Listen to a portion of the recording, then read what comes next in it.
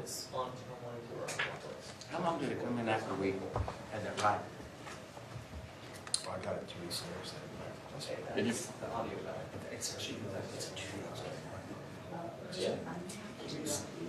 Oh, yours is 2000. Really?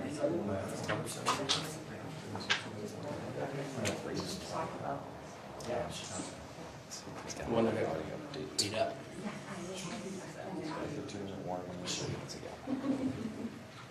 But it still has the military symbol on the second one, yeah.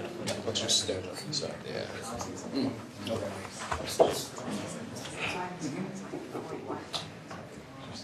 Do y'all know what the Roosevelt room was called before it was the Roosevelt room? No. The fish room? The what? It was called the fish room. And then Richard Nixon thought that was undignified, so he renamed it after the presidents Roosevelt, Teddy and Franklin. But Franklin Roosevelt had a large fish tank here, and then JFK hung a massive sailfish that he'd caught off the coast of Florida. So it was the fish room.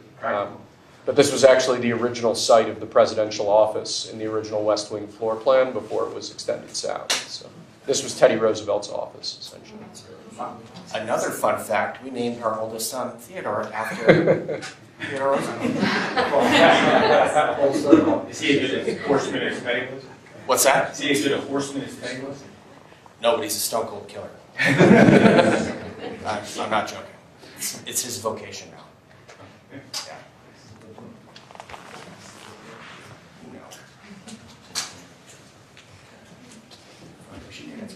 I know.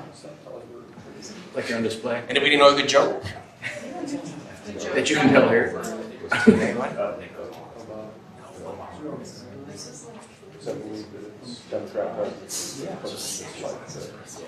Mm-hmm.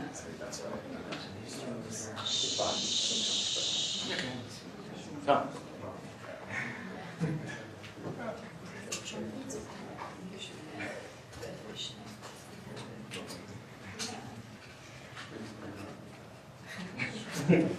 So what do you guys do when we leave?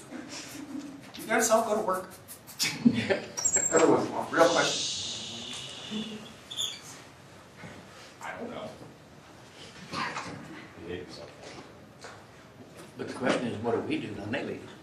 We're working very hard. Wait for something else to happen. Basically. Well, there's a lot of exciting stuff happening. I know. There truly is.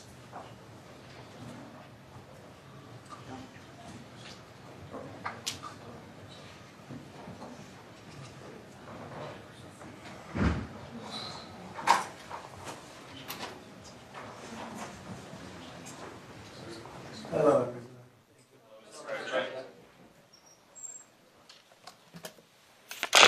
Nice to see you.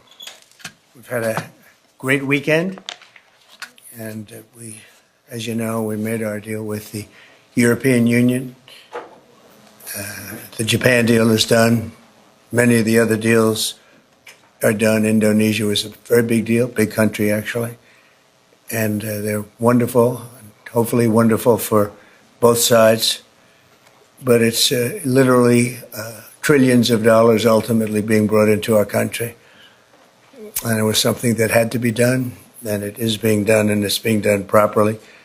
We're now negotiating with various other countries, and the rest we're just sending out the bill to. We send a bill, we send a letter saying that you'll pay a certain tariff. Obviously, that's most of them because you have, as you know, hundreds of countries, a lot of countries out there. So we look at the deficit, or we look at the surplus, and we look at the country and how the country's treated us, and lots of other things go into the equation. And we make a decision as to what that tariff will be, and it's a pretty standard letter from that point on. And I want to tell you, this is something, to me, it's a VA bill signing, and it's very important to me and to many of the people in this room. So I'm thrilled to sign the VA Home Loan Program Reform Act into law, and that is something that they've wanted to do for a long time. This legislation provides desperately needed relief to veterans and their families who have fallen behind on their mortgages, of which there are a lot because we have somebody that doesn't want to lower interest rates. probably won't lower them today. It's a really sort of an amazing situation. And it helps keep our promise to end veterans' homelessness. And we're going to do that for America. We're going to do that for our great veterans. I'm thrilled to be joined by the bill's sponsor, Congressman Derek Van Orden. Where is Derek? Right here. Derek. Hello, Derek. I didn't see you back there. Well, I'm a Navy SEAL. I snuck up. Let's see. And Mike, how are you, Mike? Mr. President. These two gentlemen are terrific. They are working together, and they've been working together, Mike, a long time on this. So I just want to thank you both, and I'll ask you to say a couple of words. An estimated 61,000 American veterans are in danger of losing their homes, as you know. But thanks to this bill, the Department of Veterans Affairs will be empowered to pay loan holders the necessary amount to prevent foreclosures on our veterans, so our veterans won't be foreclosed and put out onto the streets. It's very important. This bill also creates a 5-year partial claim program that could benefit up to 3.7 million veterans. That's the kind of numbers you're talking about. It's big stuff. The costs of the program are fully offset and will add nothing at all to debt. Is common sense legislation at overwhelming support and passed unanimously in the House and the Senate. Wow. When was the last time that happened? Not all. That's pretty impressive. My administration is committed to doing everything possible to ensure that our veterans are treated with respect and treated as well as anybody in this country. They're so important. They're so great. They've suffered so much, in many cases. In May, I signed an executive order to open the National Center for Warrior Independence in Los Angeles, California, which will house up to 6,000 homeless veterans. You know, until we came along, they treated the veterans far worse than the illegal immigrants. They came in, they were staying in hotels, luxury hotels, and the veterans are staying outside of the sidewalk on the same hotel. Some pictures are just incredible. In addition, we'll also be opening a full-service VA center in New Hampshire, which is the only state in the union to not have a VA center. And I made that promise to the people of New Hampshire a long while ago, and we got it done. It's the only state that doesn't have, and yet you have a lot of veterans in New Hampshire. We're slashing the wait times at VA medical centers, and we're bringing back VA choice and VA accountability, which I had and the Democrats abandoned. It made it so much better. Accountability meaning if you treat our veterans badly, we treat you badly. You get fired and beyond that. And VA choice is you can get out and you can, if you don't have a doctor ready, willing, and able to take care of you within the VA, you go outside, you go see a doctor, you get better, and we pay the bill. And the veterans loved it. We had a 92% approval rating. And what did the Democrats do? They came along and they ended both of them, and they hired back many of the people that we fired. We fired people and replaced them with great, loving people. But we fired people who were sadists. In many cases, they were sick. They were thieves. They were stealing. And they hired them back. The accountability, meaning the VA accountability, was a big deal getting it passed because you have unions, you have all sorts of problems to go through. We got it through everything. And the Democrats, as soon as they got back, they hired many of the worst people right back, and we're getting rid of them. But I want to thank the two gentlemen standing behind me, and I'd like to ask you just to say a couple of words, and then we'll take a few questions, if you'd like. And we'll sign the bill, and our veterans will be very happy about it. Thank you. Mike, do you want to start? Sure. Well, first off, thank you, Mr. President, for signing this bill today. Let me tell you that not only this bill, which will help make sure that those veterans have got themselves in a situation where maybe they would be foreclosed on, it gives them just a little bit extra help without the government going into a banking business like what we had with the previous administration. I also want to say thank you, too, though, for appointing Doug Collins as our secretary for the VA. As chairman of the VA, having the opportunity to work with Doug, one, because we worked together before, but he has the right attitude, and the attitude is the VA is not about bureaucracy. It's about the veterans, and we want to keep it that way. That doesn't mean we don't have a good workforce, what it means is that workforce is focused on the veterans, not on making sure that the VA grows, but making sure that the VA does the job it's supposed to do. And thank you, Mr. President, it's your leadership that allows that to happen. Thank you, everybody, for coming here today. Thank you, Mr. President, for hosting us here. I'm the longest-serving enlisted member of the United States military to ever get elected to Congress in the history of our nation. And I'm unequivocally stating right now that President Donald J. Trump is the most positive, pro-veteran president in the history of this country. And so he backs up his words with deeds, and this is another example of how President Trump is taking care of our veterans. So, sir, I'm very thankful for you, for your leadership, and let's get this thing done and get our veterans into homes. So God bless you, and God bless the United States. Thank you, my friend. Thank you. Let's sign first, and we'll take a couple of questions. Yes. We'll get it done. We've been waiting a long time. And I do want to commend Doug Collins because I hear he's doing a fantastic job. He's done an incredible job.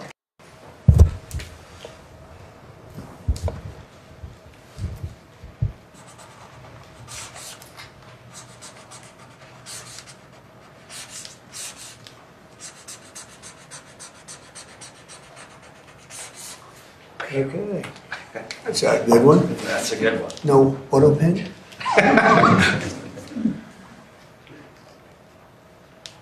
That's a very important bill, and we want to thank everybody for the great help, but in particular, you two guys have done a fantastic job. Thank you very much.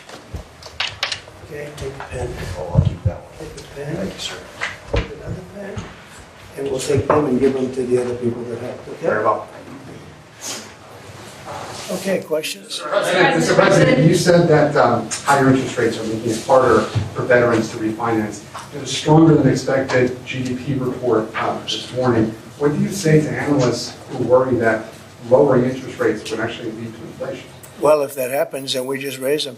What you do is you lower them, and let's see if there's inflation. Right now, there's no inflation. Everybody thought there would be. All we have is billions of dollars of cash pouring into our country from other countries that took advantage of us for many, many years. You know, they were taken advantage of. We were like the stupid people that didn't know what they were doing. They took advantage of us. Other countries, friend and foe. And by the way, the friend was oftentimes much worse than the foe when it comes to trade. So if that happens, what you do is you raise your rates and you do what you have to do to stop inflation. But we're keeping the rates high, and it's hurting people from buying houses, and we don't want that. If for any reason that happened in a year or two, if there's some signs of inflation coming back, right now there's not. We have a great thing going. I think we're going to have the richest economy you've ever seen. We have money coming in that we've never even thought about at numbers that nobody's ever seen before. We have a deal with Japan where they're going to pay us $550 billion. We have a deal with Europe where they're doing $750 billion plus $400 billion plus $300 billion. And many other countries, it's likewise, you know, relatively, those are two big ones, but likewise. So we have a lot of money coming in, and we have no inflation, and we're very strong, and we should be lowering the rates. You know, each point that this gentleman keeps up costs us $365 billion a year. Think of that. 1 point, $365 billion. If you bring it down a point, we save 365. We should be the lowest interest rate, and we're not. We're 38, number 38, because of the Fed. It's all because of the Fed. He's done a bad job. Now, he's got a meeting today, but I call him too late. You know, he's always too late. Even if he does it today, probably won't. I hear they're going to do it in September, not today. For what reason? Nobody knows, but Europe, as you know, cut their rates 11 times in the last short period of time. But the good news is we're doing better than anybody anywhere in the world. Nobody's doing anything even close to us, even with the higher rates. The higher rates do affect housing, though, because people can't go out and get a loan or refinance their house. And it would be nice to have them be able to do that. That would be just another check of a box that would be important. Yeah, please. Mr. President, you mentioned today that India, in addition to its 25% tariff rate, would pay an additional penalty because of its support of Russia. What is that additional penalty? And are other countries facing the same threat? Well, we're negotiating right now, and it's also BRICS. You know, they have BRICS, which is basically a group of countries that are anti the United States, and India is a member of that, if you can believe it.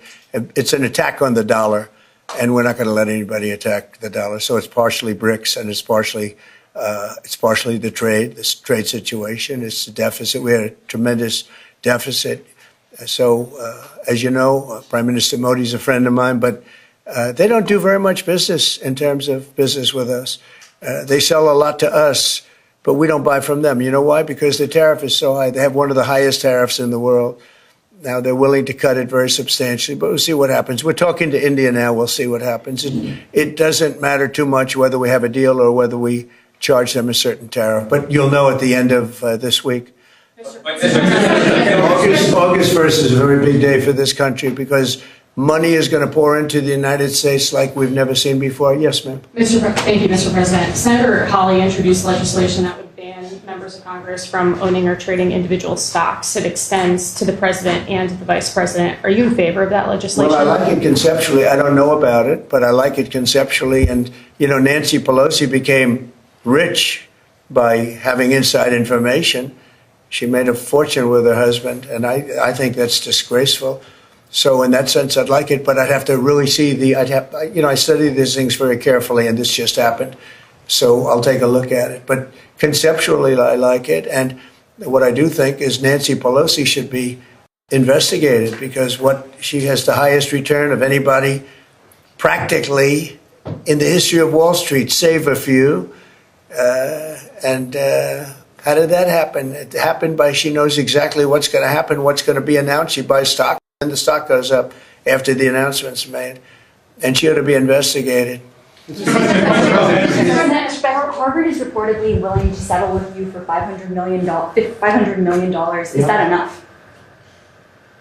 Well, it's a lot of money. We're negotiating with Harvard now. They would like to settle, so we'll see what happens.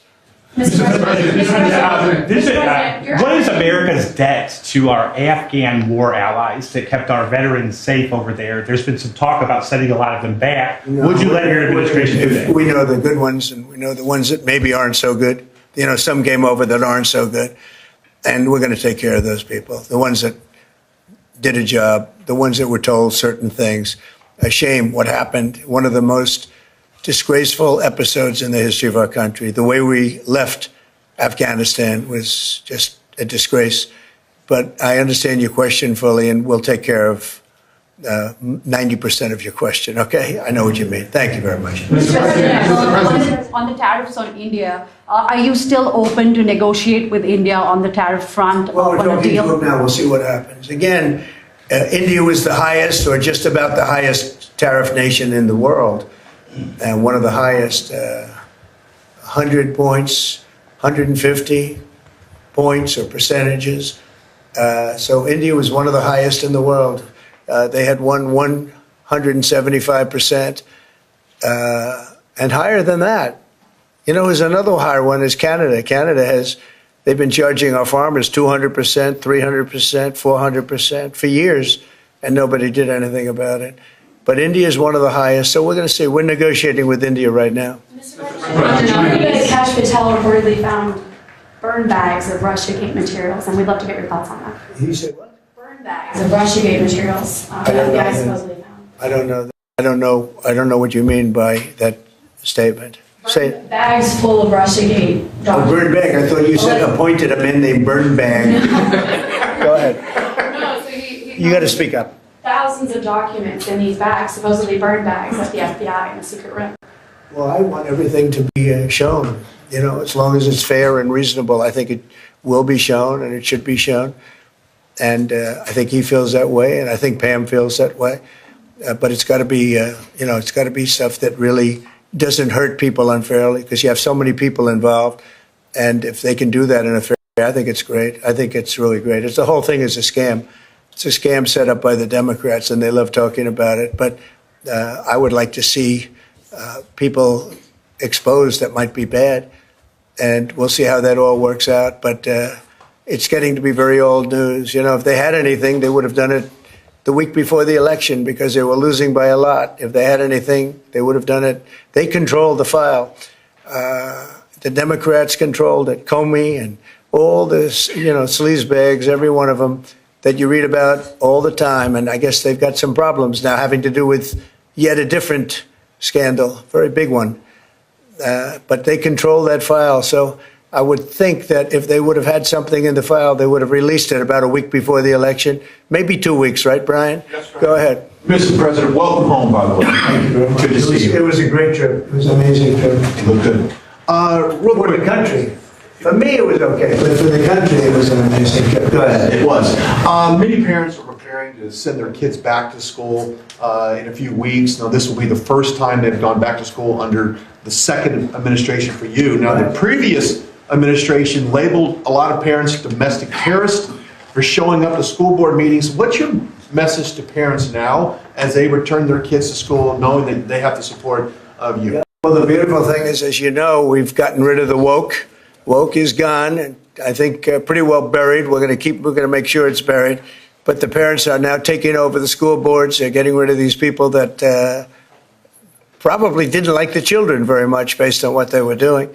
And it's a big difference. And, one of the other things, and I keep watching these talking points that the Democrats have, they say, oh, prices are up. No, prices are way down. Fuel is down. Groceries are down.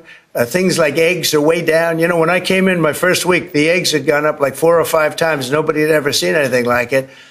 And they were hitting me about eggs. I said, I just got here. It was one of my first maybe my first news conference. And we have eggs down now to a point where they were actually lower than even before. So I just want everyone to know prices are way down. And that's a big thing.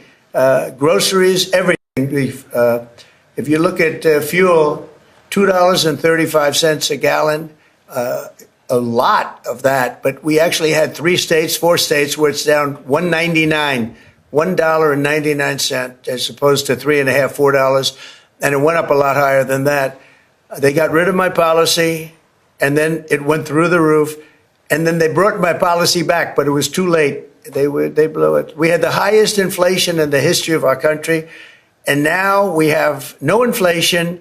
We have nothing but cash coming in. The world respects us again. We're a really great, proud country. And I say it, I'll say it again, many, many leaders of other countries, I'm dealing with a lot of them today on their tariff situation. They owe us a lot of money. But many countries said to me, and almost in the same words, you were a dead country 1 year ago, and today you're the hottest country anywhere in the world. We are the hottest country right now anywhere in the world, and that's why we're taking care of our veterans. Okay? Thank you very much, everybody. On China, Mr. President, on China, the Secretary of Defense briefing today. You guys. We're moving along with China. We're doing fine with China. I think it's going to work out very well. We're right in step. I think we're going to have a very fair deal with China. Thank you. Mr. President, what did you think Epstein was